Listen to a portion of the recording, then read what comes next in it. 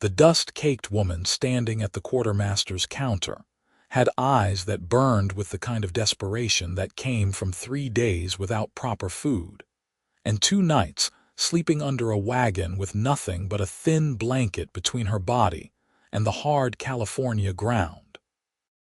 Rebecca Lane pushed a small leather pouch across the scarred wooden counter toward the balding man who stood on the other side. His thick arms crossed over his barrel chest, like he was guarding the crown jewels, instead of sacks of flour and tins of beans. The year was 1878, and Redding, California was still rough enough around the edges that a woman traveling alone drew attention like blood in shark-infested waters. "I need supplies," Rebecca said, keeping her voice steady despite the way her stomach twisted with hunger. "Enough for a week. Flour, beans, salt pork if you have it, coffee, and ammunition for a Winchester rifle." The quartermaster, whose name was George Pritchard according to the faded sign hanging crooked behind him, did not even glance at the money she had offered.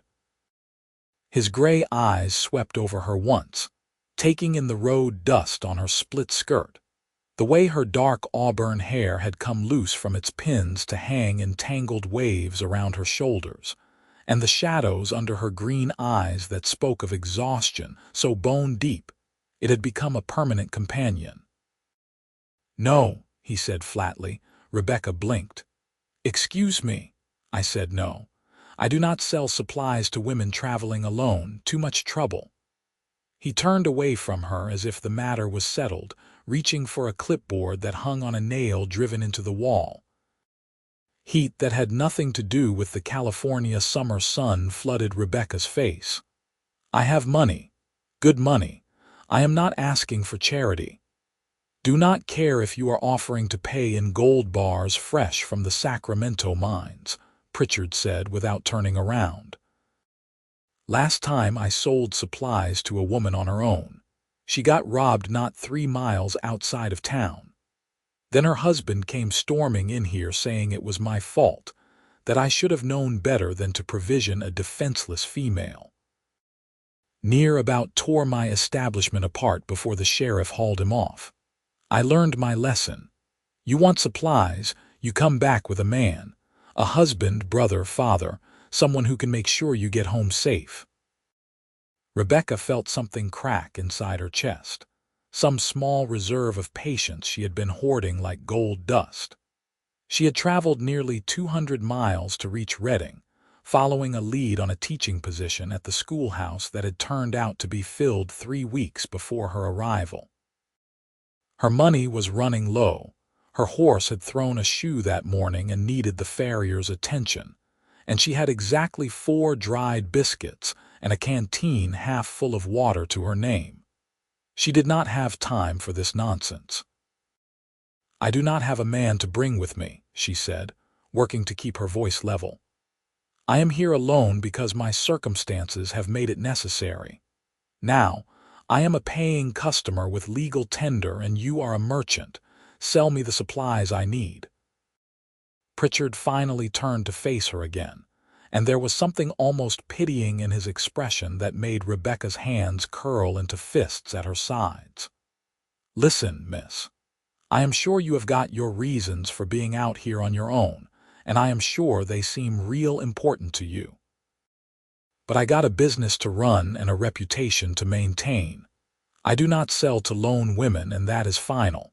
Now, you can either leave peaceable-like, or I can have someone escort you out." The room seemed to tilt slightly.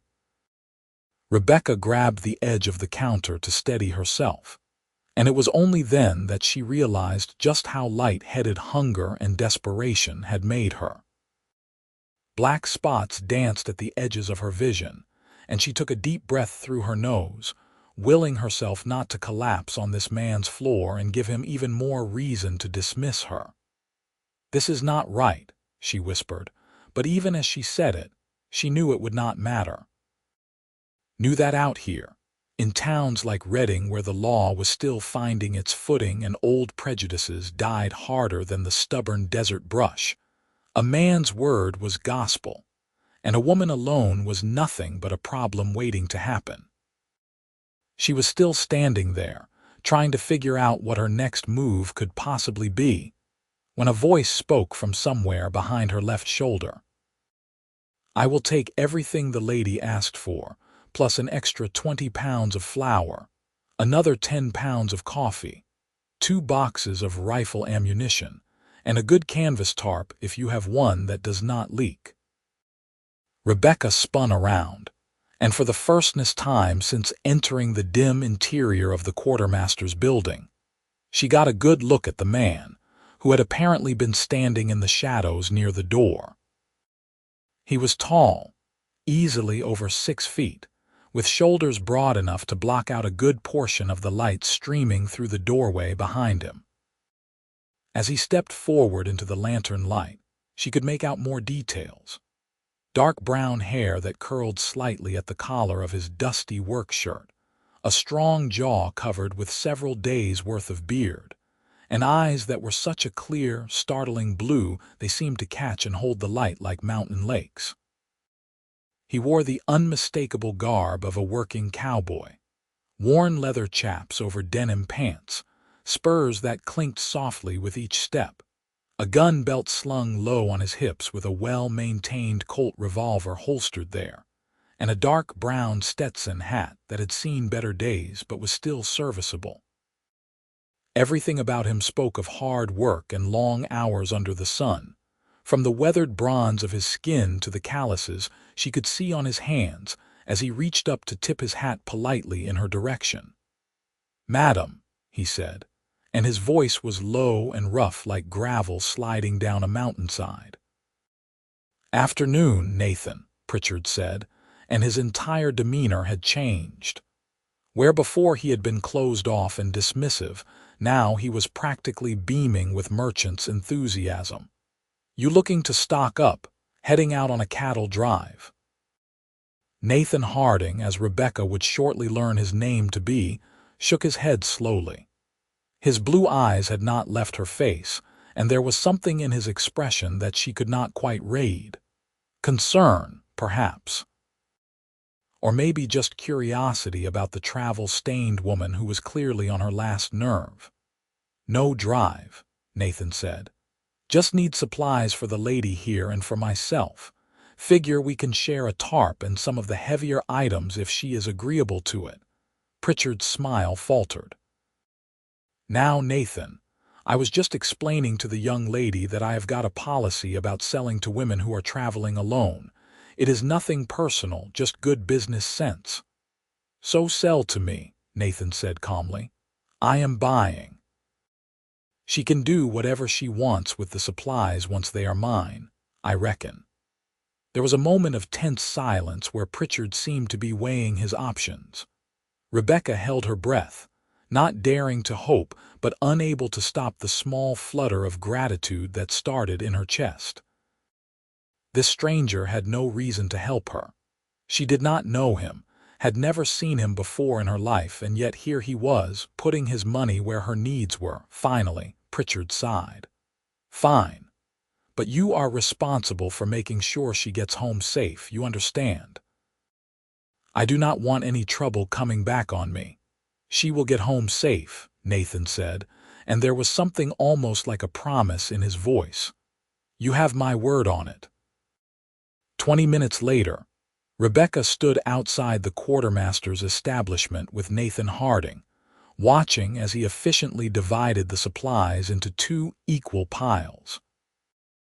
The late afternoon sun was beginning its slow descent toward the western horizon, painting the sky in shades of gold and amber that made the dusty streets of Reading look almost beautiful. Almost. "I do not know how to thank you," Rebecca said quietly, still not quite believing what had just happened. "I will pay you back, of course. Every cent. I just need a few days to find work, and then I can repay you with interest if that is what you require." Nathan glanced up at her, and in the better light outside, she could see that his face was younger than she had first thought. He could not be more than 26 or 27, though the sun and wind had carved lines around his eyes and mouth that spoke of a life lived outdoors. There was something honest in his face, something steady and reliable that made her think of oak trees and stone foundations, things built to last. "I do not want your money," he said, and before she could protest, he held up one hand. "Let me finish. That man in there, Pritchard, he is a fool and a coward, more concerned with covering his own backside than doing what is right. You needed supplies, you had money to pay for them, and he should have sold them to you without all that nonsense about needing a man's permission. I just did what any decent person should have done." "Not everyone would see it that way," Rebecca said softly. "In fact, most would not. They would say he was being cautious, protecting his business, protecting me even in some backwards way." Nathan's jaw tightened slightly. "There is a difference between protecting someone and controlling them. Seems to me like you are capable of making your own decisions about what risks you want to take." Something loosened in Rebecca's chest. Some knot of tension she had been carrying for so long that she had almost forgotten it was there. When was the last time someone had spoken to her like she was a person capable of rational thought, instead of a problem to be managed or a delicate flower to be protected? "Where are you staying?" Nathan asked, straightening up from where he had been crouched beside the supply bags. "I meant what I said to Pritchard about getting you home safely. Redding is not the worst town in California, but it is not the best either, and a woman carrying supplies by herself would be a tempting target for anyone looking for easy pickings." Rebecca felt heat creep into her cheeks, and this time it had nothing to do with anger. "I do not exactly have a home to go to at the moment. I was planning to make camp outside of town, find a spot near the creek where I could keep out of sight."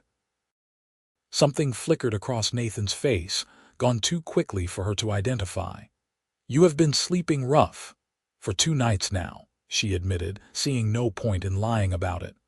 "I am not afraid of hard ground and open sky.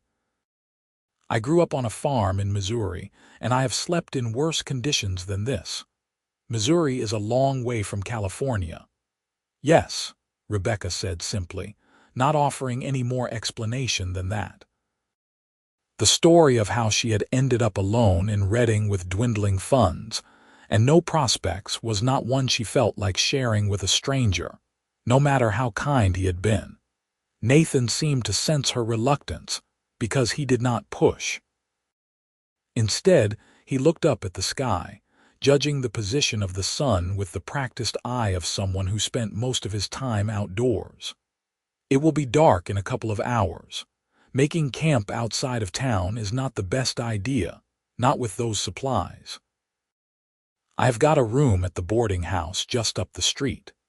Mrs. Patterson, who runs it, is a decent woman, and I know for a fact that she has at least one room available because I heard her complaining this morning about how empty her establishment has been lately. Why do not you take the room for tonight, get a proper meal and a real bed, and then tomorrow you can figure out your next move with a clear head?" The offer was so unexpected, so genuinely kind, that Rebecca felt her throat tighten with emotion. "I cannot ask you to pay for that too." "You are not asking. I am offering." Nathan picked up one of the supply bags and slung it over his shoulder with easy strength. "Consider it part of the supplies I bought. Seems to me like a safe place to sleep is just as important as flour and coffee." Rebecca wanted to refuse. Pride demanded that she refuse. She had been taking care of herself for months now, ever since she had left Missouri with her few belongings and her teaching certificate, determined to make a new life somewhere far away from the memories that haunted every corner of her old one. She did not need charity. She did not need rescuing.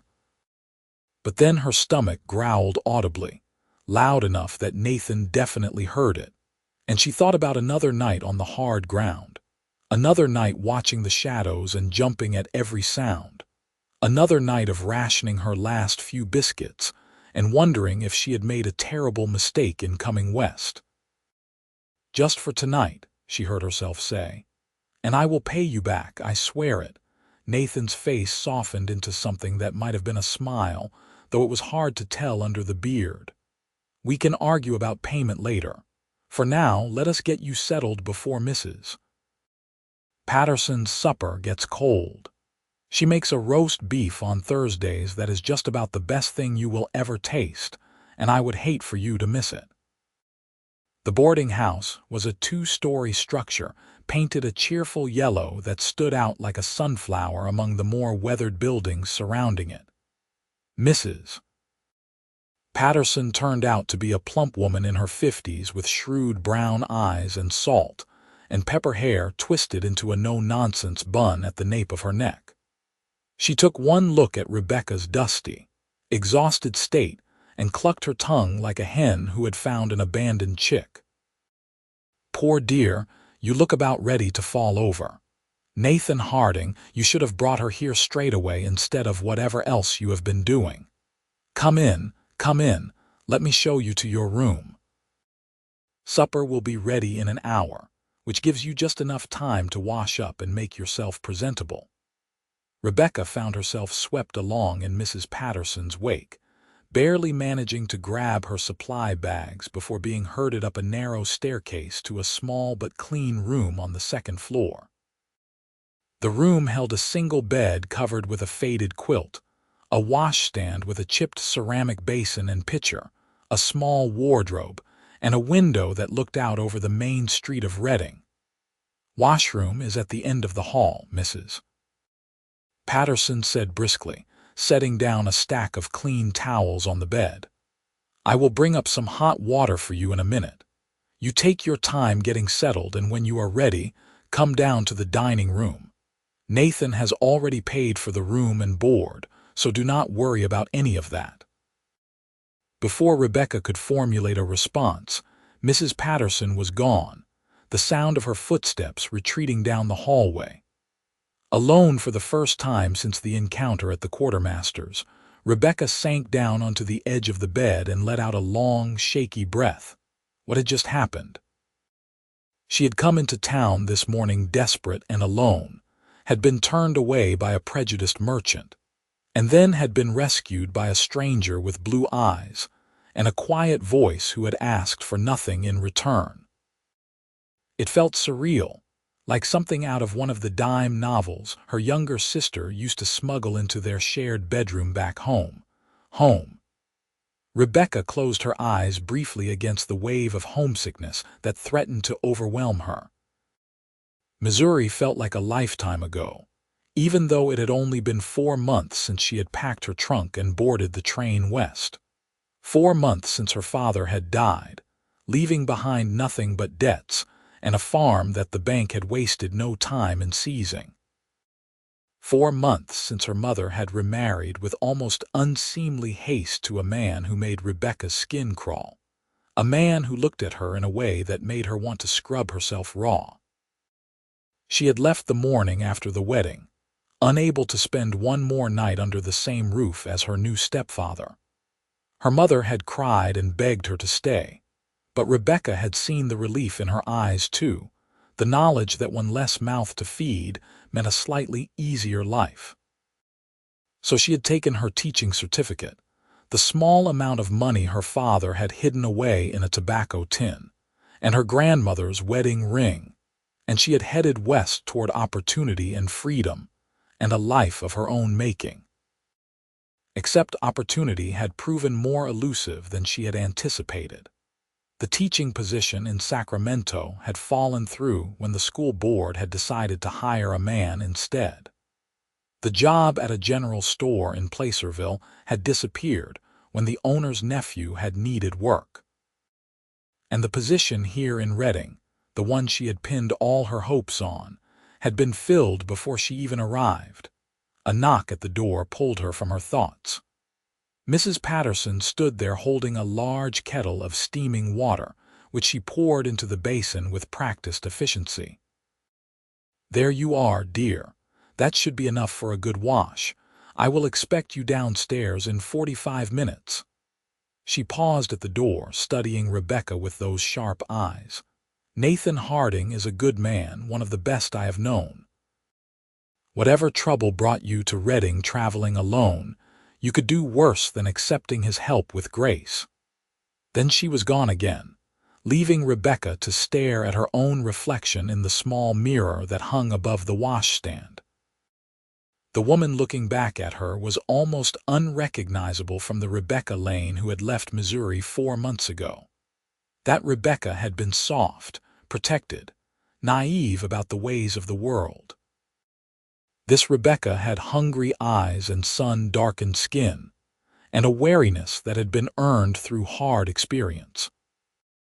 She stripped off her dusty clothes and washed herself with the hot water and a sliver of soap she found on the washstand, scrubbing away days of trail dust and sweat until her skin tingled. She unpacked her other dress from her bag, shaking out the wrinkles as best she could and wishing she had something nicer to wear to supper. But this plain brown calico with its practical buttons and simple collar was all she had besides the split skirt she wore for traveling, so it would have to do. She brushed her hair until it shone, auburn waves cascading down her back, then pinned it up into a respectable bun. A quick check in the mirror showed a woman who looked considerably more put together than the desperate creature who had stood at the quartermaster's counter that afternoon, though the shadows under her eyes remained, along with the hollow look that came from too many meals skipped. The dining room was warm and filled with the mouth-watering smell of roasted meat and fresh bread when Rebecca descended the stairs 45 minutes later. There were 4 other boarders already seated at the long table, 2 miners still wearing their work clothes, an older gentleman in a worn suit who might have been a traveling salesman, and Nathan Harding, who had cleaned up as well and now wore a fresh shirt that made his blue eyes seem even brighter. He stood when she entered, as did the other men, and Mrs. Patterson bustled forward to guide Rebecca to an empty chair directly across from Nathan. "Sit, everyone. Let us eat before everything gets cold." The meal was every bit as delicious as Nathan had promised. Rebecca tried to eat slowly, tried to maintain some semblance of dignity, but after days of near starvation, the roast beef and mashed potatoes and fresh green beans tasted like the finest feast she had ever encountered. She had to force herself to put down her fork between bites, conscious of the way the others might perceive her desperation. Conversation flowed around the table, the easy talk of people who were used to sharing meals together. The miners discussed the latest developments at their claim, arguing good-naturedly about whether to follow the vein deeper or try a new location. The salesman entertained them with stories from his travels, some of which were probably exaggerated but entertaining nonetheless. And Nathan spoke quietly when addressed, but mostly seemed content to listen, his eyes occasionally drifting across the table to where Rebecca sat. She caught him looking more than once, and each time their eyes met, she felt a small flutter in her chest that had nothing to do with hunger and everything to do with the way he looked at her. Not with the predatory interest she had learned to recognize and avoid, but with something gentler. Curiosity, perhaps, or maybe just concern for a stranger who had been in need. After the meal, Mrs. Patterson brought out a dried apple pie that made the miners groan with appreciation, and Rebecca allowed herself a small slice, even though she was already fuller than she had been in weeks. The sky outside the windows had darkened to deep purple, and lamps were being lit throughout the dining room, casting everything in a warm, golden glow. "Miss Lane," Nathan said quietly when the meal was winding down and the other boarders were starting to excuse themselves. "Might I have a word with you? Perhaps on the front porch, if that would be acceptable." Rebecca felt Mrs. Patterson's sharp gaze on her but nodded. Of course. The night air was cooler than the day had been, a welcome relief after the warmth of the dining room. Rebecca wrapped her arms around herself as she stepped out onto the porch, looking out at the street where lamps glowed in windows, and the distant sound of a piano could be heard from one of the saloons further down the main thoroughfare.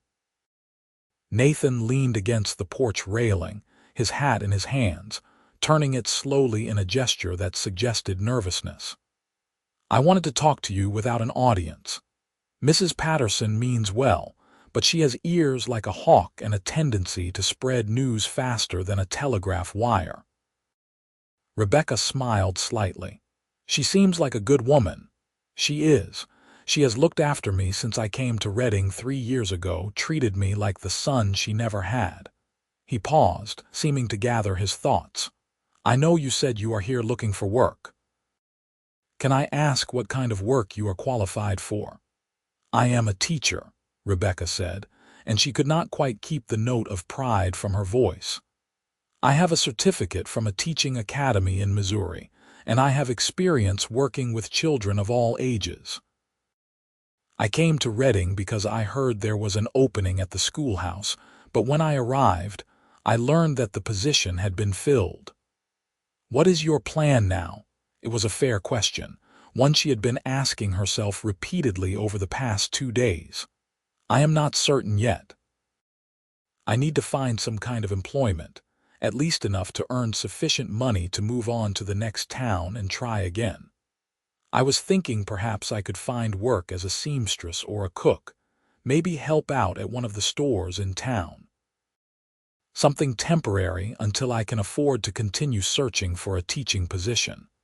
Nathan was quiet for a long moment, staring out at the darkening street. "The schoolhouse here is run by a man named Harold Winters.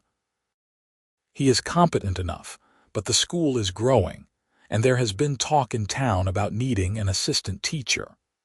The problem is that the town council has not wanted to spend the money on another salary when Winters has been managing on his own, barely. I am not sure how that helps me," Rebecca said gently. "What if you offered to work for room and board at first? Show them what you can do, prove that having an assistant would make the school run better. Then, once they see your value, they would have to pay you a proper salary." Rebecca turned to look at him, studying his profile in the lamplight that spilled through the boarding house windows. "Why are you helping me? You do not know me. I could be a terrible teacher. I could be dishonest or unreliable or any number of things." Nathan met her gaze, and there was something vulnerable in his eyes that made her breath catch. "I grew up without much help in this world. My parents died when I was young, and I spent years drifting from place to place, taking whatever work I could find just to survive. I know what it is like to be alone and desperate, to have doors slammed in your face because people judge you before they know you. When I saw you standing there in Pritchard's establishment, saw the way he was treating you, I just knew I had to do something. Maybe I cannot fix everything that is wrong with the way this world works, but I could fix that one small injustice. And if I can help you find steady work, well, that would be fixing something bigger." The honesty in his words struck something deep inside her. "You are a rare kind of man, Nathan Harding." He ducked his head, and even in the dim light she could see color rise in his cheeks.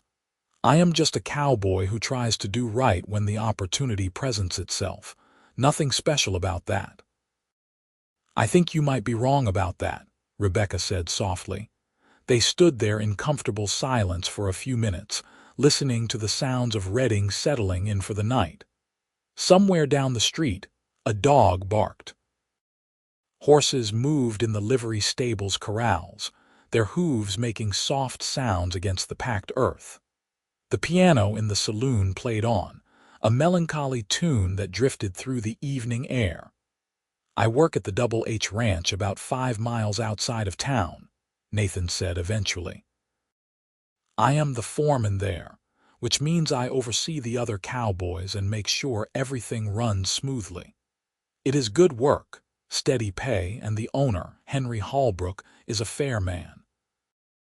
The reason I am telling you this is because Henry is on the town council, and he has been one of the people arguing for hiring an assistant teacher. If you want, I could talk to him, see if he would be willing to meet with you and perhaps advocate for you with Winters and the rest of the council. Hope fluttered in Rebecca's chest, fragile and tentative. You would do that for me. I would, Nathan said simply. But I want you to understand that I am not making any promises. Henry might say no, Winters might refuse to even consider it, the council might decide they still do not want to spend the money. But it is a chance, and sometimes a chance is all a person needs. Sometimes a chance is everything, Rebecca corrected gently. She took a deep breath, making a decision. Yes, I would be grateful if you would speak to Mr. Holbrook on my behalf, and whatever happens, I want you to know that I appreciate everything you have done for me today. You have shown me a kindness I will not forget. Nathan's smile was small but genuine, transforming his weathered face into something almost boyish. Meet me here tomorrow morning after breakfast. I will ride out to the ranch and talk to Henry, then come back and let you know what he says. In the meantime, you rest up, eat Mrs. Patterson's cooking, and do not worry about money or supplies or any of that. We will figure it all out, one step at a time. Rebecca nodded, not trusting her voice to remain steady if she tried to speak. She had been on her own for so long, fighting every battle alone, that having someone offer to stand beside her felt almost overwhelming. "Good night, Miss Lane," Nathan said, settling his hat back on his head. "Good night, Mr. Harding, and please call me Rebecca. Only if you call me Nathan." "I think I can manage that," she said with a small smile. She watched from the porch as he walked down the street toward wherever he kept his horse, his long strides eating up the distance. Only when he had disappeared around a corner did she finally turn and go back inside, where Mrs. Patterson was waiting with a knowing look and a cup of tea. "That man is sweet on you," the older woman said without preamble, pressing the cup into Rebecca's hands. "We only just met," Rebecca protested, but she could feel warmth spreading through her chest that had nothing to do with the tea. "Sometimes that is all it takes," Mrs. Patterson said sagely. "The heart knows what it wants faster than the head can catch up. You mark my words, girl, Nathan Harding is not the type to go out of his way for just anyone. The fact that he has done all this for you means something." Rebecca sipped her tea and did not argue, because deep down, in a place she was not quite ready to examine too closely, she thought maybe Mrs. Patterson might be right. That night, lying in a real bed for the first time in days, Rebecca stared up at the ceiling and thought about blue eyes and quiet strength, and the way it had felt to have someone step in and fight a battle for her without being asked. She thought about Missouri and the life she had left behind, and about California and the life she was trying to build. And she thought about Nathan Harding, the cowboy foreman who had bought her supplies and walked her home safely, asking for nothing in return except the chance to help. She fell asleep with a full stomach and a lighter heart than she had carried in months, dreaming of open ranges and endless sky and a pair of hands that looked like they could hold on tight and never let go. Morning came with bright sunshine streaming through the window and the smell of frying bacon drifting up from the kitchen below. Rebecca dressed quickly, braiding her hair and pinning it into a coronet around her head, then descended to find a hearty breakfast waiting. Nathan was already there, freshly shaved and looking considerably more polished than he had the previous evening. The absence of the beard revealed a strong chin, and a mouth that looked like it was made for smiling, though it currently held a serious expression. "Good morning," he said, standing when she entered. The other boarders had already finished their meals and departed, leaving just the two of them and Mrs. Patterson, who was bustling between the kitchen and dining room with fresh biscuits and coffee. "Good morning," Rebecca replied, taking the seat across from him. "Did you sleep well?" "Well enough. I have been thinking about how best to approach Henry this morning, what arguments to make on your behalf." He paused as Mrs. Patterson set a plate laden with eggs, bacon, and biscuits in front of Rebecca. "I want to present you in the best possible light, so it would help if you could tell me more about your experience. Where did you study? What ages have you taught? What subjects are you most comfortable with?" They spent the next 40 minutes discussing her qualifications while they ate. Rebecca told him about the teaching academy she had attended for 2 years, about the 6 months she had spent as an assistant teacher at a school in her hometown before her father's death had upended everything. She explained her methods for teaching reading and arithmetic, her belief that children learned best when they were engaged and interested rather than simply lectured at, her experience with pupils ranging from 6 years old to teenagers who were finishing their basic education before moving on to work or apprenticeships. Nathan listened intently, occasionally asking questions that showed he was genuinely interested in understanding not just what she had done, but why she had chosen to become a teacher in the first place. It was a level of attention she was not accustomed to, and she found herself opening up more than she had intended, talking about her love of learning and her desire to pass that love on to the next generation. "You care deeply about this," Nathan observed when she had finished. "Teaching is not just a job to you, it is a calling."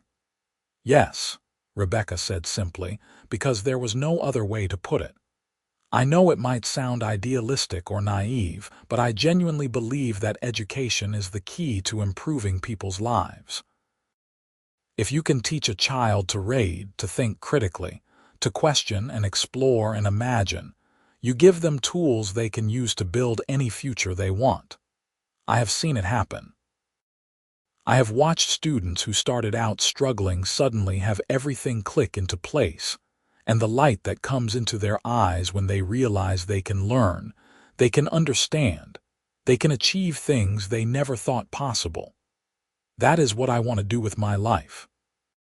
That is who I want to be." There was a moment of silence, and when Rebecca looked up, she found Nathan watching her with an expression that made her heart skip. It was not just respect or admiration, though those were there. It was something deeper, something that looked almost like wonder. "Henry is going to love you," he said quietly. "And if he does not, then he is a bigger fool than I ever gave him credit for being." He left shortly after breakfast, promising to return before noon with news. Rebecca spent the morning helping Mrs. Patterson with small tasks around the boarding house, grateful for something to do with her hands while her mind churned with anxiety and hope in equal measure. She washed dishes, swept floors, changed linens on the beds, all the while trying not to think about what she would do if this opportunity did not pan out. Mrs. Patterson kept up a steady stream of conversation, telling stories about Reading and its residents, about the way the town had grown since the railroad had come through 5 years earlier, about the characters who populated the saloons and stores and churches. It was clear she loved this place, for all its rough edges, and Rebecca found herself starting to see the appeal. There was a frontier vitality to Reading, a sense that anything could happen, that fortunes could be made or lost based on luck and hard work and timing. Nathan returned just before 11, riding a handsome bay gelding that looked like it could run all day without tiring. Rebecca watched from the porch as he dismounted and tied the horse to the hitching post, her hands clasped tightly together to hide their trembling. His expression was unreadable as he climbed the porch steps, and Rebecca felt her stomach drop. He was going to tell her that Henry had said no, that there was no position, that she would have to move on and try her luck elsewhere. "Henry wants to meet you," Nathan said, and the tension broke like a snapped wire. "This afternoon at 2 o'clock. He is going to bring Harold Winters from the schoolhouse, and they want to talk to you about your experience and your ideas for how an assistant teacher could benefit the school. Rebecca pressed one hand to her chest, feeling her heart racing beneath her palm. Truly, truly. I told him everything we discussed this morning, and he was impressed. He said that if you are half as qualified as I made you sound, then Reading would be lucky to have you. Nathan grinned, and it transformed his face from merely handsome to absolutely stunning. I think you have got a real shot at this, Rebecca. I do not know how to thank you, she said. And then, acting on impulse, she closed the distance between them and threw her arms around him in a quick, fierce hug. Nathan stiffened for just a moment, clearly surprised, but then his arms came up to encircle her waist, holding her gently against his chest. He smelled like leather and horse and clean sweat, a combination that should not have been appealing but somehow was.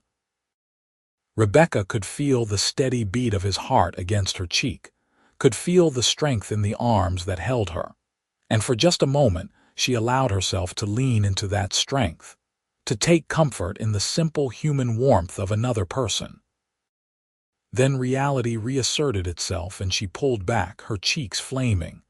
I apologize. That was inappropriate. No apology necessary, Nathan said, and his voice had gone slightly rough. I am just glad I could help.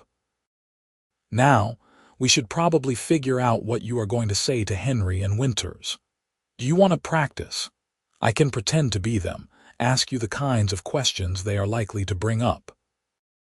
They spent the next 2 hours on the porch, with Nathan playing the role of skeptical town council member and traditional schoolmaster, while Rebecca practiced articulating her vision for education and her qualifications for the position.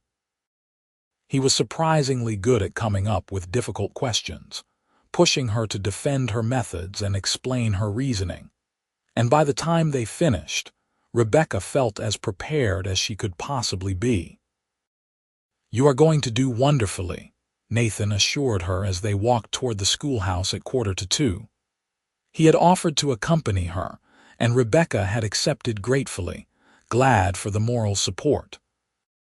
Just be yourself, be honest about what you can bring to the school, and let your passion for teaching come through. That is what is going to convince them, more than any list of qualifications.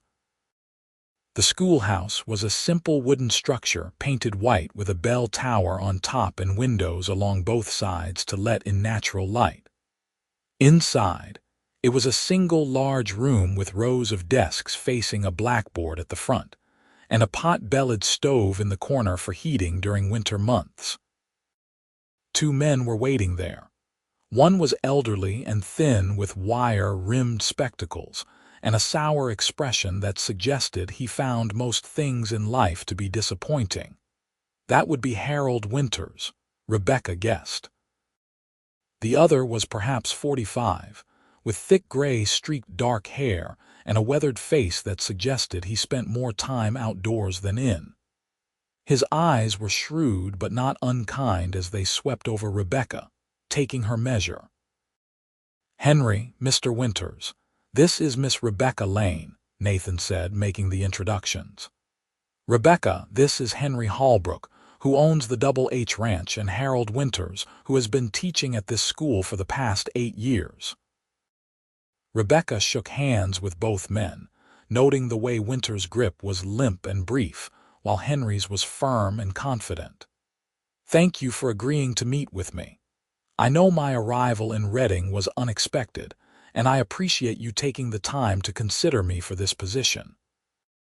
Nathan speaks very highly of you, Henry said, gesturing for everyone to take seats. He settled into one of the adult-sized chairs near the teacher's desk, while Winters sat stiffly beside him. Nathan moved to stand near the door, giving Rebecca space to shine but close enough to offer silent support. He says you have teaching experience and some innovative ideas about education. Why do not you tell us about yourself, Miss Lane? Start with your training and work history. Rebecca took a deep breath and launched into the speech she had been preparing all morning. She spoke about her time at the teaching academy, the methods she had learned for engaging students with different learning styles and abilities. She discussed her experience as an assistant teacher, the challenges she had faced, and how she had overcome them. She talked about her belief that education should be accessible to all children regardless of their background or circumstances, and about her vision for a classroom where students felt safe to ask questions and make mistakes as part of the learning process. Winters listened with his arms crossed and his expression skeptical, occasionally interrupting with pointed questions about her views on discipline and classroom management. Henry, on the other hand, seemed genuinely interested, leaning forward in his chair and nodding along as she spoke. "What would you do with students who are behind their peers?" Winters demanded. "We have some pupils here who are 12 or 13 years old but can barely read at a primer level. How would you handle that without slowing down the entire class?" "I would work with them individually or in small groups during times when the other students are engaged in independent work," Rebecca answered promptly. "And I would look for ways to integrate different skill levels into the same activities. For example, if you are teaching a lesson on California history, younger or struggling students could work on reading simple passages about the gold rush, while more advanced students research and write essays about the economic impact of the mining industry. Everyone is learning about the same topic, but at a level appropriate to their abilities." "That sounds like a lot of extra work," Winters said sourly. "It is," Rebecca agreed, "which is exactly why you need an assistant teacher. One person cannot possibly provide individualized attention to 30 or 40 students with varying abilities while also maintaining order, preparing lessons, and handling all the administrative tasks that come with running a school. But 2 teachers working together could manage it quite effectively." Henry was nodding thoughtfully. "How many students are currently enrolled, Harold?" 43 as of this week," Winters admitted reluctantly. "And I have had 3 families tell me they would send their children if the school day was extended to include more practical skills like bookkeeping and basic science. So potentially you are looking at 50 or more students," Rebecca said. "One teacher simply cannot provide quality education to that many pupils. You are doing the best you can, Mr. Winters, but imagine how much more effective you could be with help. Imagine being able to divide the class so that you work with the older students on advanced topics, while I help the younger ones master their fundamentals. Imagine having someone to help grade assignments and prepare materials and keep track of attendance and all the dozens of small tasks that consume so much of your time and energy." For the first time, something other than skepticism flickered across Winter's face. It looked almost like temptation, like he was allowing himself to imagine what it would be like to have assistants, to not carry the full weight of educating Redding's children on his shoulders alone. "What is your position on corporal punishment?" he asked abruptly. Rebecca chose her words carefully. "I believe it should be an absolute last resort, used only in cases where a student's behavior poses a danger to themselves or others. In my experience, most discipline problems can be addressed through clear expectations, consistent consequences, and taking the time to understand why a child is acting out. Often, behavioral issues stem from problems at home, difficulties understanding the material, or simply an excess of energy that needs to be channeled into more productive activities." "That sounds soft," Winters said, but there was less conviction in his voice than before. "It sounds like common sense," Henry interjected. "Harold, you have been complaining for 2 years about needing help, Here is someone qualified and willing to work for just room and board initially, asking only for the chance to prove herself. What is your objection?" Winters was quiet for a long moment, his lips pursed in thought. Finally, he sighed. "I suppose we could try it on a trial basis. 1 month. If Miss Lane can demonstrate that she is truly an asset to the school and not just additional burden, then we can discuss making the arrangement permanent and advocating to the town council for a proper salary." Relief flooded through Rebecca so powerfully that she felt momentarily dizzy. "Thank you, Mr. Winters. You will not regret this, I promise you." "I had better not," Winters said, standing. "You can start Monday. School begins at 8 in the morning and runs until 3 in the afternoon. I expect you here by 7:30 to help prepare for the day. We will discuss your specific duties once I have had time to assess your capabilities." Henry also stood, extending his hand to Rebecca with a warm smile. "Welcome to Reading, Miss Lane. I look forward to seeing what you accomplish here." After Winters had departed with a final warning look in Rebecca's direction, Henry pulled Nathan aside for a quiet conversation while Rebecca stood in the schoolhouse, trying to absorb the fact that she had just secured employment. It was only for room and board initially, and only on a trial basis, but it was something. It was a chance to prove herself, to do the work she loved, to build a foundation for a real life here in California. "Congratulations," Nathan said, appearing beside her with that devastating smile lighting up his face. "I knew you could do it." "I could not have done it without you," Rebecca said honestly. "Nathan, I meant what I said about paying you back for the supplies and the boarding house. Now that I have employment secured, even if it is not paid yet, perhaps we could work out some kind of payment plan." "I told you before, I do not want your money," Nathan said firmly. "But if you insist on finding some way to repay me, how about this? Have supper with me tomorrow night, not at Mrs. Patterson's, somewhere nicer.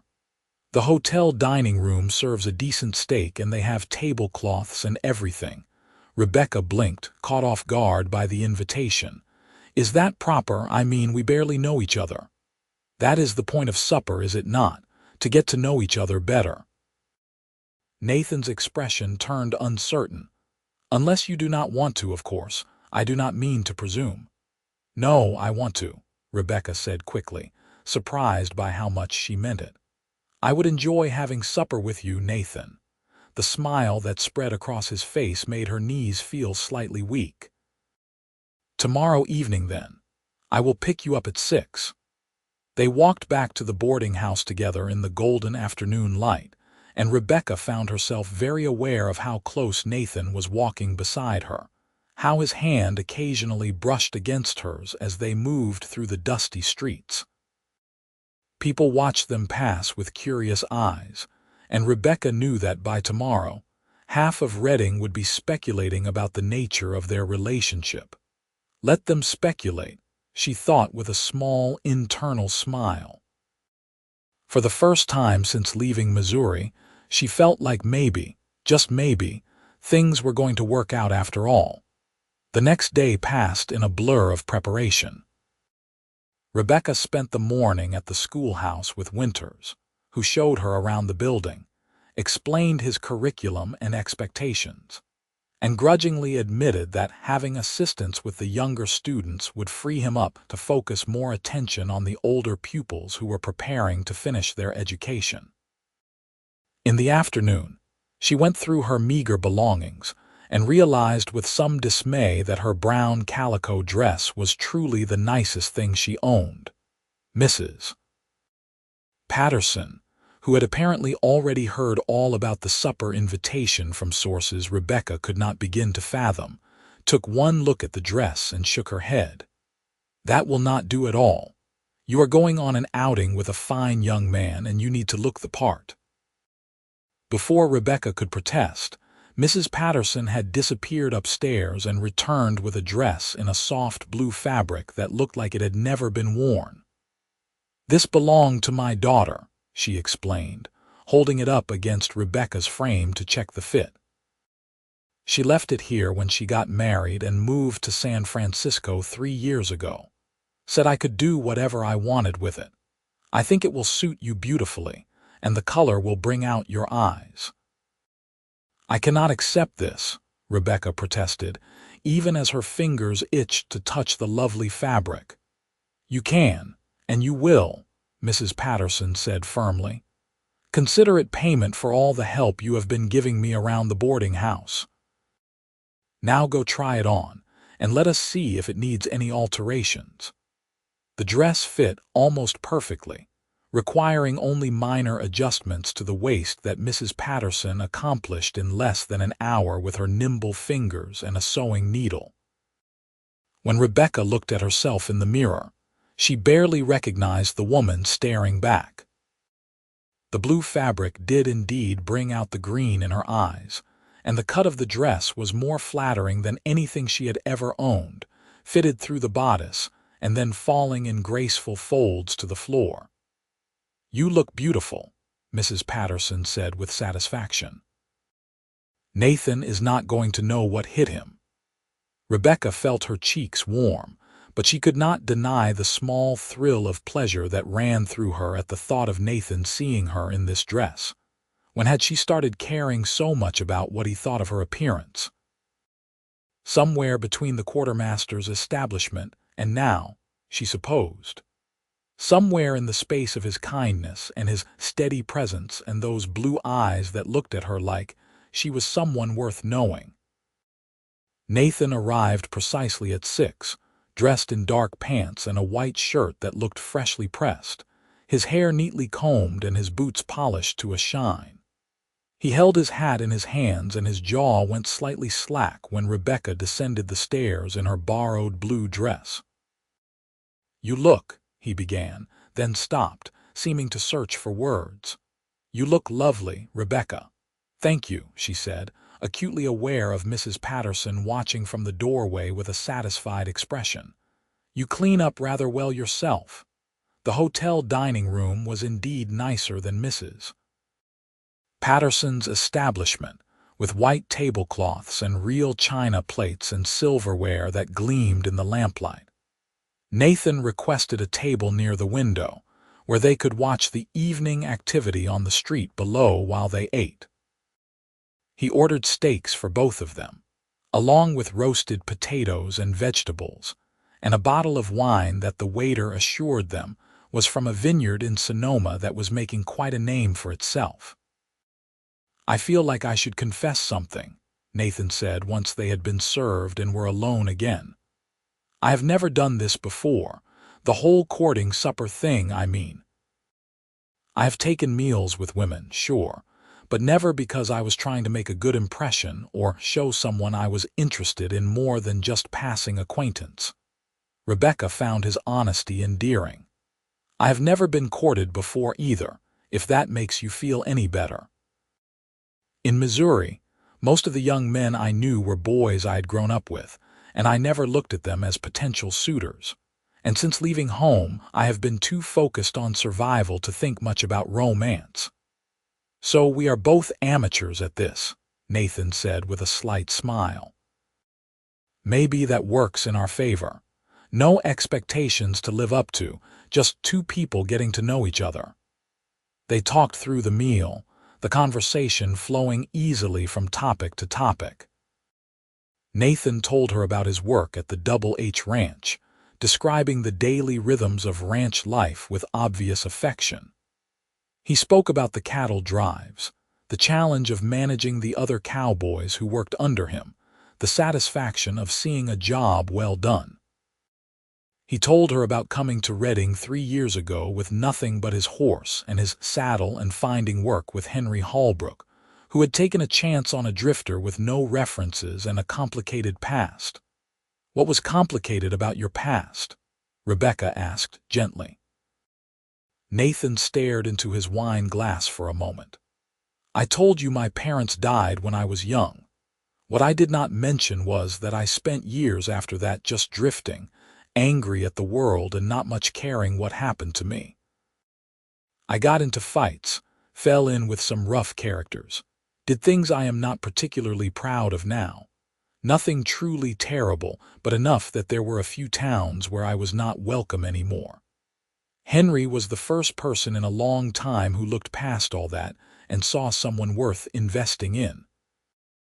He made me foreman after just a year, told me he saw leadership qualities in me that I had never seen in myself. He gave me a reason to be better than I was. You speak about him with real respect, Rebecca observed. He saved my life in a way. Not dramatically, not by pulling me from a burning building or anything like that, but by believing I could be more than what my past had made me. Sometimes that is all a person needs, someone to believe in them when they have stopped believing in themselves. Rebecca reached across the table and laid her hand over his.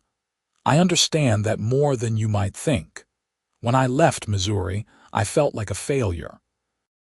My father had died. My mother had remarried someone I could not stomach being around, and every opportunity I had pursued since leaving had fallen through. Coming here was supposed to be my last attempt before I gave up and went crawling back. Then you showed up in that quartermaster's establishment, and you treated me like my needs mattered, like I was a person deserving of respect and help. You have no idea what that meant to me. Nathan turned his hand over so that their palms were pressed together, his fingers curling around hers. I think maybe we found each other at exactly the right time. The rest of the evening passed in a warm haze of good food and better company. They lingered over dessert, neither wanting the night to end, talking about their dreams and fears and the strange paths that had brought them both to Reading. Rebecca found herself laughing more than she had in months, surprised by Nathan's dry sense of humor, and the stories he told about ranch life and the characters he worked with. When they finally left the hotel, the street outside was mostly dark, with just a few lamps burning in windows and the distant sound of music from the saloons. Nathan offered her his arm, and Rebecca took it, enjoying the simple pleasure of walking beside him with her hand tucked into the crook of his elbow. I had a wonderful time tonight, she said as they approached the boarding house. So did I, Nathan replied. Rebecca, I know this is fast, and I know we have only known each other for a few days, but I need to tell you something. Her heart began to beat faster. What is it? I have not been able to stop thinking about you since the moment I saw you standing at Pritchard's counter. There was something about you, something in your eyes that just grabbed hold of me and would not let go. I know I said I was helping you because it was the right thing to do, and that is true, but it is not the whole truth. I helped you because I wanted to keep seeing you, keep talking to you, keep being around you. And now that I have spent more time with you, now that I know how intelligent and passionate and determined you are, I find myself wanting things I never thought I would want. What kinds of things? Rebecca whispered. A future, Nathan said simply. Not just tomorrow or next week, but years from now. I want to see you teach those children at the schoolhouse. I want to have more suppers with you where we talk until the restaurant closes and they have to politely ask us to leave. I want to show you the ranch, introduce you to the horses I work with, take you riding through the hills where you can see for miles in every direction. I want to know everything about you, Rebecca Lane, and I want you to know everything about me. And I want to see where this goes between us, because I have got a feeling it could go somewhere really extraordinary if we let it. Rebecca felt tears prick at the corners of her eyes, but they were good tears. Tears born of relief and joy and the overwhelming sense that maybe she had not just found employment in Reading, but something much more precious. I want all of that too. I was trying not to let myself hope for it, trying to stay practical and focused on just getting through each day. But Nathan, you have made it impossible not to hope, not to imagine what might be possible.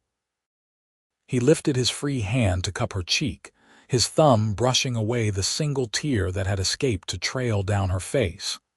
"Then, let us be impractical together. Let us hope and imagine and see what we can build." When he leaned down to kiss her, Rebecca rose up on her toes to meet him halfway. His lips were warm and gentle against hers, and the kiss was everything a first kiss should be, tender and sweet and full of promise. When they finally broke apart, both slightly breathless, Rebecca rested her forehead against his chest and felt his arms come around her, holding her close.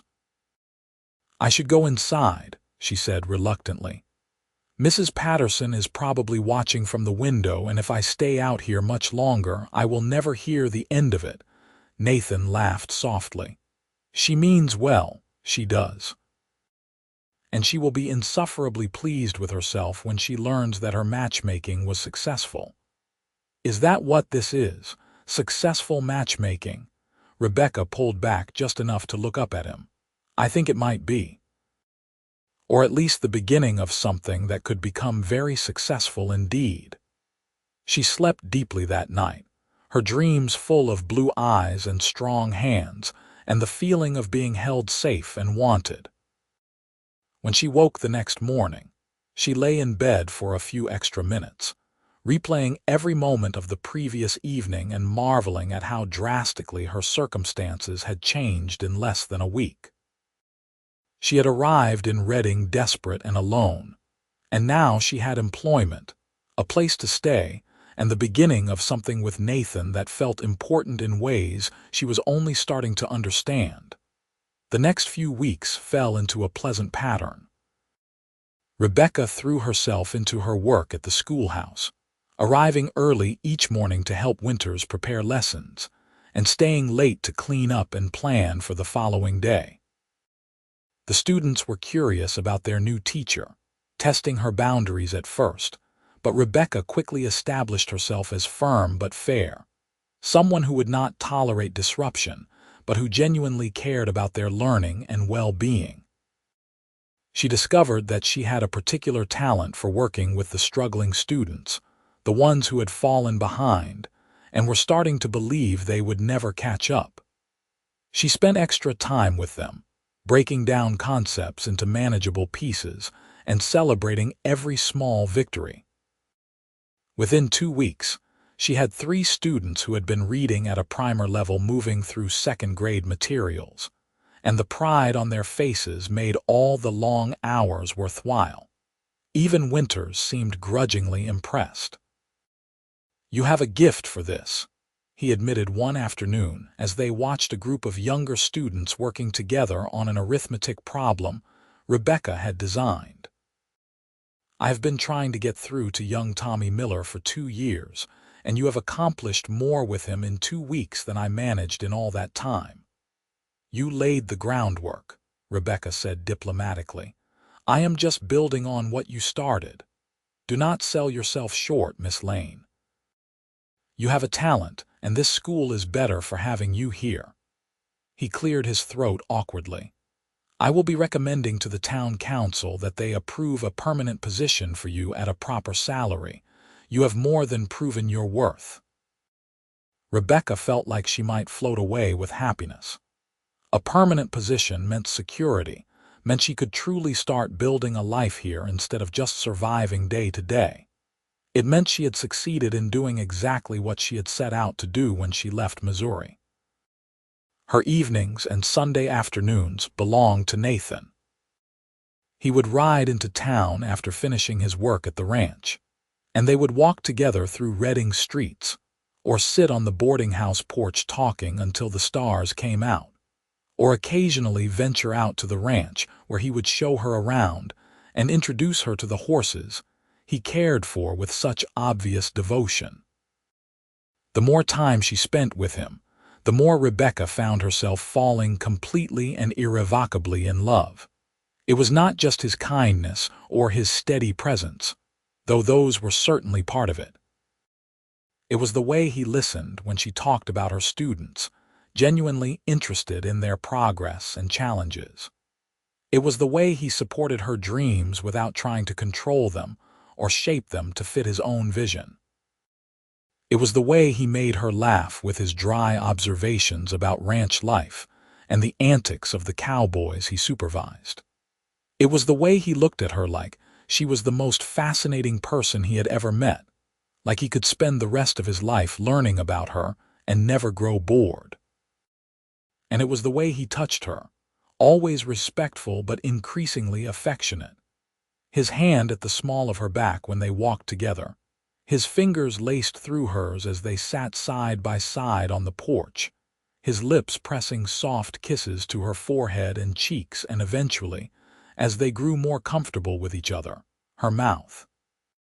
6 weeks after their first meeting, Nathan took her riding out to a spot on the ranch that he said was his favorite place in the whole world.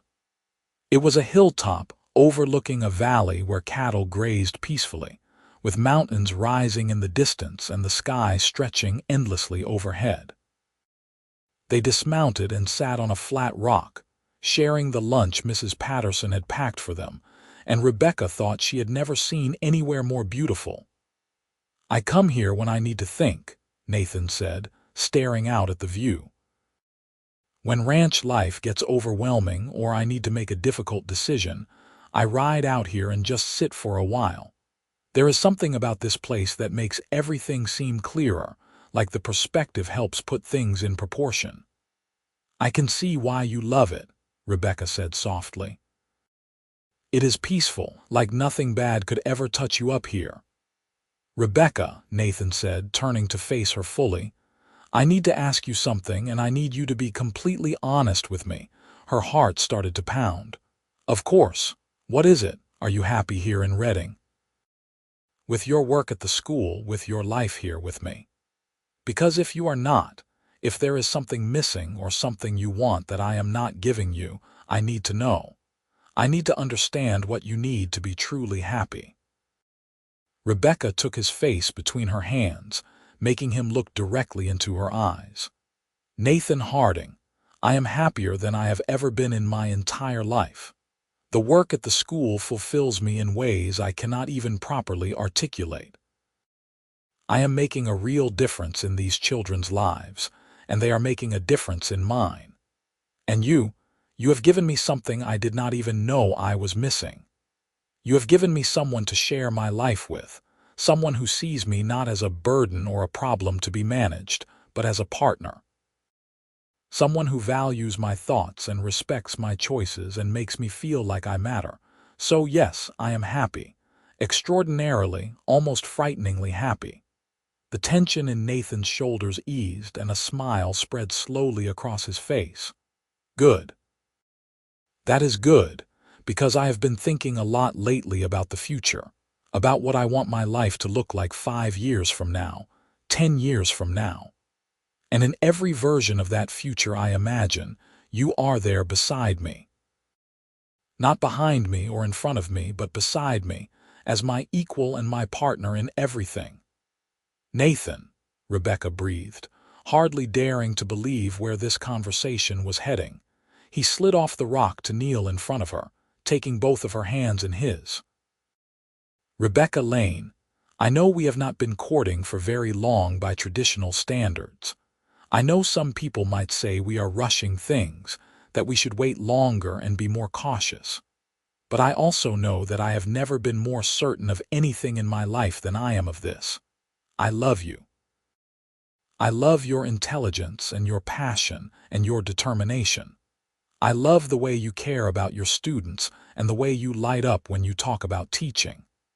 I love your strength and your vulnerability and the way you are not afraid to ask for help when you need it. I love everything about you, and I want to spend the rest of my life loving you if you will have me. Will you marry me, Rebecca? Will you be my wife and my partner and the person I come home to every night?" Tears were streaming down Rebecca's face, but she was smiling so widely her cheeks hurt. "Yes, yes, of course yes. I love you too, Nathan, so much that it sometimes feels like my heart cannot possibly contain it all. Yes, I will marry you." He surged up to kiss her, and this kiss was different from all the others they had shared. This kiss was a promise and a celebration, and the beginning of a new chapter in both their lives. When they finally broke apart, both laughing and crying at the same time, Nathan pulled a small box from his pocket. "This belonged to my mother," he said, opening it to reveal a simple gold band with a small ruby set in the center. "It is not much, I know, but it is the only thing I have from her, and I would be honored if you would wear it." Rebecca held out her left hand, watching through tear-blurred eyes as Nathan slid the ring onto her finger. It fit perfectly, as if it had been made for her. "It is beautiful, Nathan. And it means more to me than any expensive piece of jewelry ever could, because it is part of your history, part of who you are." They stayed on that hilltop for hours, talking about their future together. They discussed where they would live, eventually deciding that Nathan would speak to Henry about building a small house on a corner of the ranch property, where Rebecca could still easily reach the schoolhouse each day.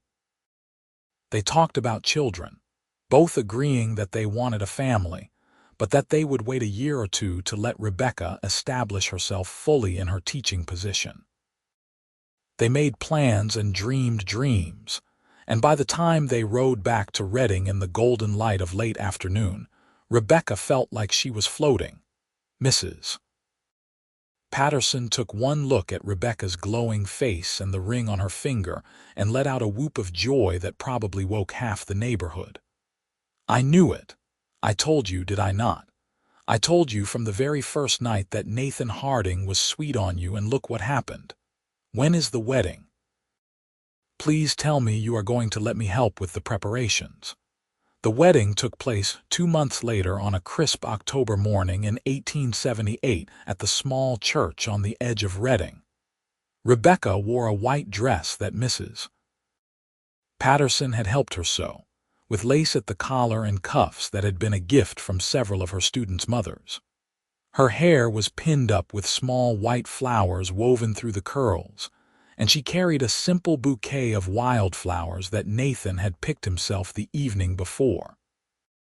The church was packed with people, the students from the schoolhouse and their families, the other boarders from Mrs. Patterson's establishment, the cowboys from the Double H Ranch, and what seemed like half the town of Redding. Henry Holbrook stood up as Nathan's best man, and Mrs. Patterson stood beside Rebecca as her matron of honor, dabbing at her eyes throughout the entire ceremony.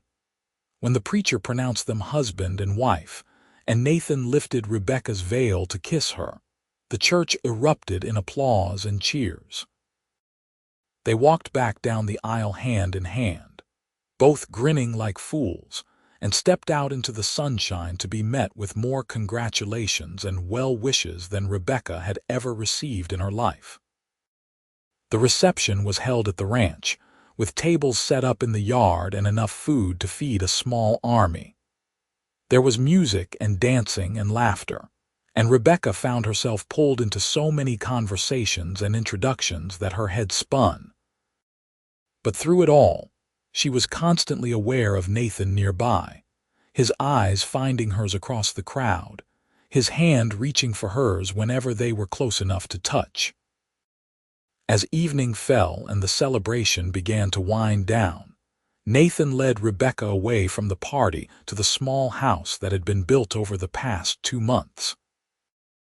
It was modest but well constructed, with 2 bedrooms, a kitchen, a sitting room, and a front porch where they could sit and watch the sunset.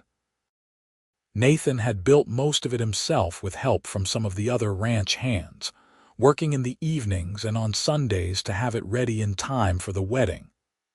"Welcome home, Mrs. Harding," he said, lifting her over the threshold despite her laughing protests that it was completely unnecessary. "I like the sound of that," Rebecca said, wrapping her arms around his neck. "Mrs. Harding, Rebecca Harding, I am going to have to get used to answering to a new name." "You have the rest of our lives to practice," Nathan murmured, and then he was kissing her again and words became unnecessary. Their first year of marriage was not without its challenges. There were arguments about money and time management, about how much of Nathan's salary they should save versus spend, about whether Rebecca should continue teaching once they started having children. But they worked through each disagreement together, learning to communicate and compromise, building a foundation of trust and mutual respect that would serve them well in the years to come.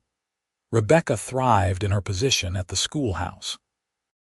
Harold Winters eventually retired, and the town council offered Rebecca the head teacher position, which she accepted with both pride and a little trepidation.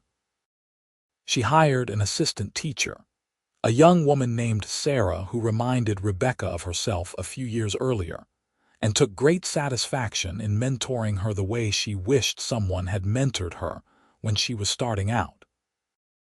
Nathan was promoted to ranch manager when Henry Holbrook's health began to decline, taking on more responsibility and earning a salary that allowed them to live comfortably if not extravagantly. He loved his work and was good at it, respected by the men who worked under him and trusted implicitly by Henry. 2 years after their wedding, Rebecca gave birth to their first child, a son they named Benjamin Henry Harding after Nathan's father and the man who had given Nathan a second chance. He had his father's blue eyes and his mother's auburn hair, and from the moment he entered the world squalling and red-faced, he owned both their hearts completely. Rebecca took a brief leave from teaching, just 3 months, before returning to the schoolhouse with Benjamin in a basket beside her desk. The students adored having a baby in the classroom, and more than one lesson on biology or child development was improvised using Benjamin as a visual aid. It was unconventional, but it worked for them, and that was all that mattered. 3 years later, they welcomed their second child, a daughter named Emma Rose. She had her mother's green eyes and her father's easy temperament, and she completed their family in ways they had not even known were incomplete. Nathan proved to be a devoted father, patient and playful, spending his evenings building blocks towers with Benjamin and singing soft lullabies to Emma while Rebecca prepared supper. The years passed in a happy blur of school terms and cattle drives, of children's laughter and quiet evenings on the porch, of challenges faced and overcome together. Henry Holbrook eventually passed away, leaving the ranch to Nathan in his will along with a letter expressing his pride in the man Nathan had become. It was a responsibility Nathan took seriously, determined to honor Henry's memory by running the Double H with the same integrity and fairness that Henry had demonstrated. Rebecca continued teaching until she was well into her 50s, shaping the minds of hundreds of children who passed through her classroom. Many of them went on to do extraordinary things, becoming doctors and lawyers and teachers themselves, and almost all of them cited Mrs. Harding as the educator who had made the biggest impact on their lives. Benjamin grew up to become a veterinarian, the first in Redding, and one of the first in Northern California, combining his father's love of animals with his mother's dedication to helping others. Emma became a writer, penning novels about the Old West that were praised for their authenticity and emotional depth, drawing on the stories her parents had told her about the early days of Redding and their own unlikely love story. On their 25th wedding anniversary, Nathan took Rebecca back to that hilltop where he had proposed, the spot that had become sacred to them both. They were older now, with silver threading through their hair and lines carved by sun and time into their faces, but the love between them burned as brightly as it had that day at the Quartermaster's when a cowboy had stepped forward to help a woman in need. "You ever regret it?" Nathan asked, sitting beside her on the same flat rock where they had shared lunch all those years ago. "Tying yourself to a cowboy with more loyalty than sense, building a life out here in the middle of nowhere." Rebecca took his weathered hand in hers, studying the calluses and scars that told the story of a life of hard work and dedication. "Not for a single moment. You gave me everything I ever wanted, Nathan Harding. A purpose, a home, a family, and a love that has sustained me through every challenge and celebrated with me through every joy. If I could go back and do it all over again, the only thing I would change is that I would find you sooner." "You found me exactly when you were supposed to," Nathan said, pulling her close. "That day in Pritchard's establishment, when I heard him refusing to sell you supplies, something in me just knew that you were going to be important, that helping you was going to change my life. I had no idea just how much, but I knew, and I was right." They sat together as the sun began its descent, painting the valley below in shades of gold and amber, and Rebecca thought about the strange path that had brought her to this moment. She thought about leaving Missouri with nothing but hope and determination, about arriving in Reading desperate and alone, about a quartermaster who had refused to sell her supplies and a cowboy who had bought everything and walked her home safely. She thought about how a single act of kindness could change the trajectory of a life, could open doors that seemed permanently closed, could lead to love and happiness, and a future brighter than anything she had dared to imagine. And she thought about how grateful she was to have stumbled into that quartermaster's establishment on that particular day, at that particular moment, when Nathan Harding had been standing in the shadows near the door, ready to step forward and change both their lives forever. "I love you," she whispered against his shoulder. "I love you too," Nathan replied, pressing a kiss to the top of her head. "Today, tomorrow, and for the rest of our lives. You are my greatest adventure, Rebecca Harding, and I would not trade you for all the cattle in California." She laughed, the sound carrying across the valley like a bell. "High praise from a rancher." "The highest," he agreed with a grin. They stayed on that hilltop until the stars began to emerge one by one in the darkening sky above them. And when they finally rode back home to the ranch, to the house Nathan had built with his own hands and the life they had constructed together brick by brick and choice by choice, Rebecca felt a contentment so deep and complete that she knew she would carry it with her for whatever years remained. Their story had begun with a refusal and an act of unexpected kindness, but it had grown into something far bigger and more beautiful than either of them could have predicted. It had become a partnership, a family, a legacy that would extend far beyond their own lives through the children they had raised, and the students Rebecca had taught, and the example they had set of what it meant to build a life based on love, respect, and the willingness to help a stranger in need.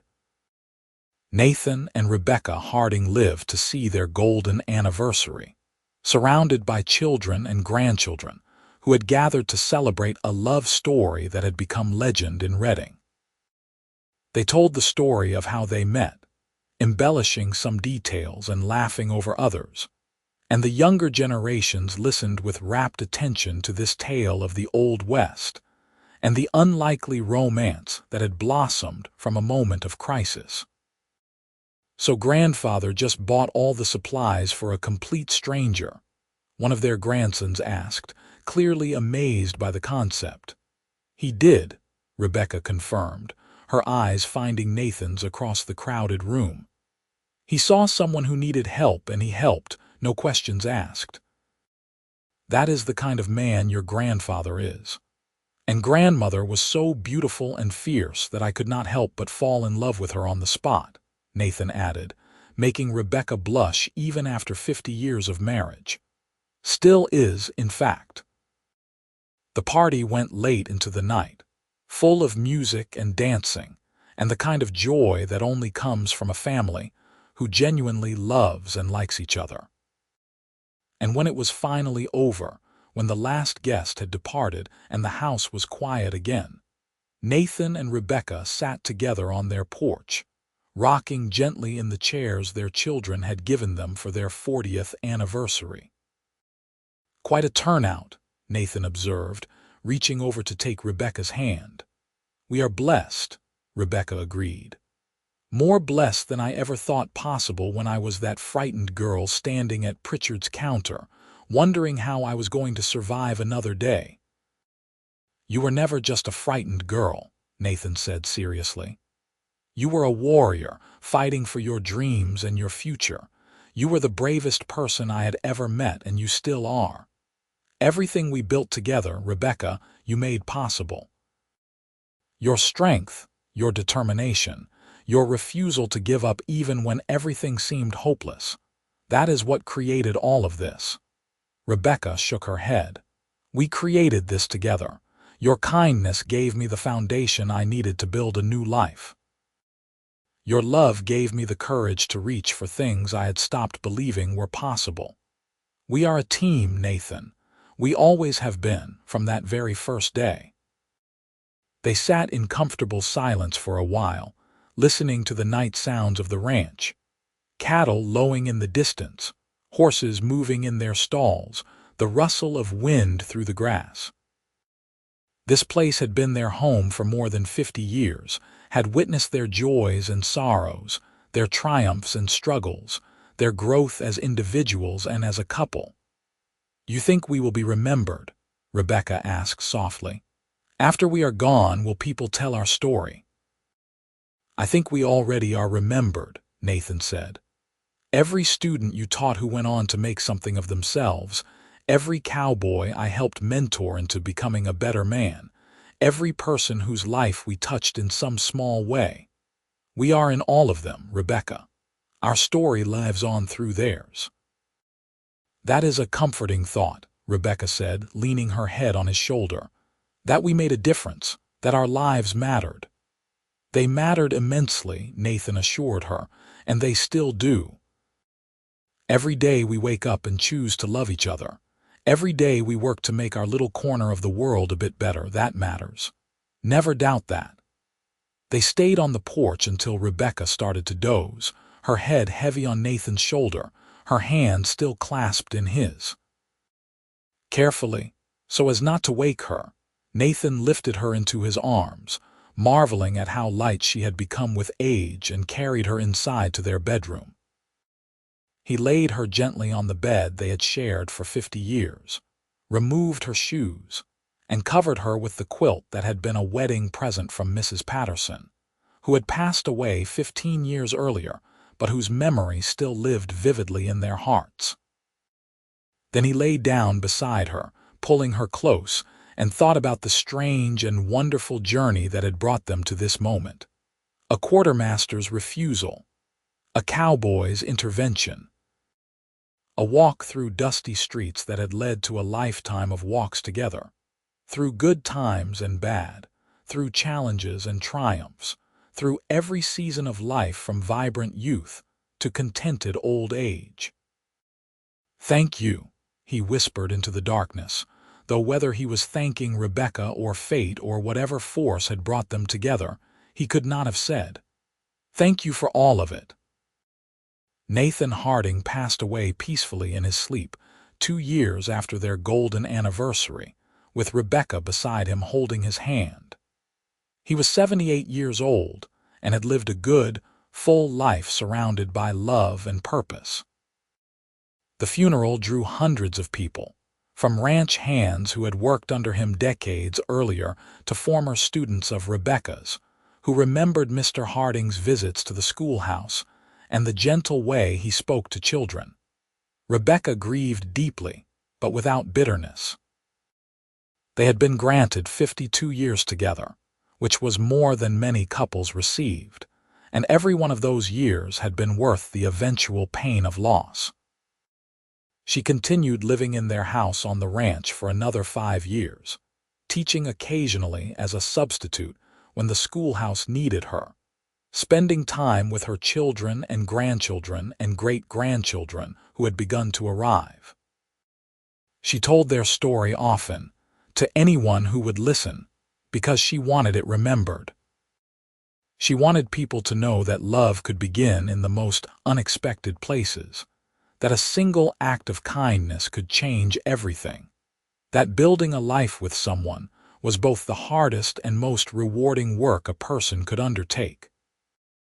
Rebecca Lane Harding passed away in her sleep at the age of 83 in the house Nathan had built for her, in the bed they had shared for more than half a century. She went peacefully, surrounded by family, and her last words were a whispered, "I am coming, Nathan. Wait for me." They were buried side by side in the Redding Cemetery, under a shared headstone that reads simply, Nathan and Rebecca Harding, partners in life, love, and all adventures, together forever. And their story lived on, told and retold by descendants and historians, and anyone interested in the tales of the Old West. It became part of Redding's history, a reminder of the town's roots and the people who had helped shape it. The house Nathan built still stood on the Double H Ranch a century later, carefully preserved as a historical landmark, and visitors could tour it and hear about the cowboy foreman and the schoolteacher who had found each other against all odds. The schoolhouse where Rebecca had taught was eventually replaced by a larger, more modern building, but a plaque was placed in the entrance hall commemorating her contributions to education in Redding. And at the Double H Ranch, now run by the great-great-grandchildren of Nathan and Rebecca, a bronze statue stood near the main house depicting a cowboy helping a woman carry supplies, frozen forever in that moment of first meeting, first kindness, first step toward a love that would endure beyond death itself.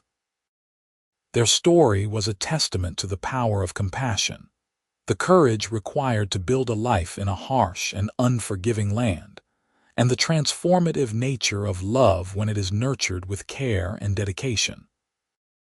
It was a reminder that heroes were not always the gunslingers and gold prospectors immortalized in dime novels, but sometimes the quiet people who chose kindness when cruelty would have been easier, who stood up for what was right even when it cost them something, who built lives of meaning and purpose through daily acts of love and service. The quartermaster who had refused to sell Rebecca supplies that day in 1878 eventually went out of business, his establishment failing due to his inflexibility and poor customer service. The building was torn down and replaced, and his name was forgotten by all but a few historians who noted him only as a footnote in the story of Nathan and Rebecca Harding.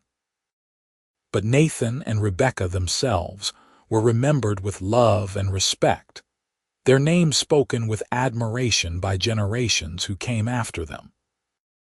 They became part of the mythology of the Old West, proof that even in the roughest of times and the hardest of places, love could flourish and families could be built, and lives of profound meaning could be lived. And it all began because a cowboy saw a woman in need and decided to help, because he bought supplies for a stranger and walked her home safely, because he chose compassion over convenience and connection over isolation. It began with a simple act of human decency, and it grew into a legacy that would endure for as long as people told stories about the Old West and the brave, determined, loving people who had carved civilization out of wilderness. The end of their mortal story was just the beginning of their legend, and in that sense, Nathan and Rebecca Harding never truly died at all. They lived on in every telling of their tale, in every person inspired by their example, in every act of kindness performed by someone who remembered that a single moment of compassion can change a life forever. And somewhere in whatever place waits beyond this world, two souls who had found each other in the dusty streets of Redding, California in 1878 were still together, still partners, still walking side by side through whatever adventures awaited them. Because love like theirs was not bound by time or limited by mortality. It was eternal, as enduring as the mountains that rose above the Double H Ranch, as constant as the stars that wheeled overhead in the California night sky. Their story was complete, their lives fully lived, their love thoroughly proved. And the world was better for having contained Nathan and Rebecca Harding, better for the children they raised and the students she taught, and the example they set, and the simple truth they embodied. That sometimes the greatest adventures begin with the smallest acts of kindness, and that the truest love stories are the ones built not on grand gestures, but on daily choices to honor, respect, and cherish the person you have committed to walking through life beside.